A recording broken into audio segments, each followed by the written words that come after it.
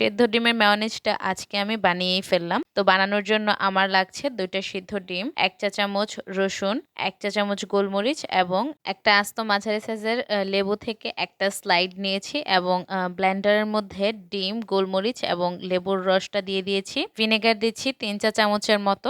এখানে লেবু এবং ভিনেগার ব্যবহার করেছি ডিমের গন্ধটা স্কিপ করার জন্য।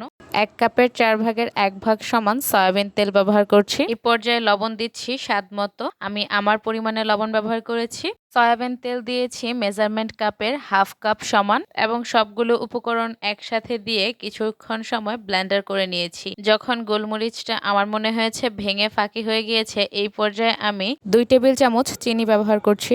দিয়ে আরও কিছুক্ষণ সময় ব্লেন্ডার করে নামিয়ে নিচ্ছি।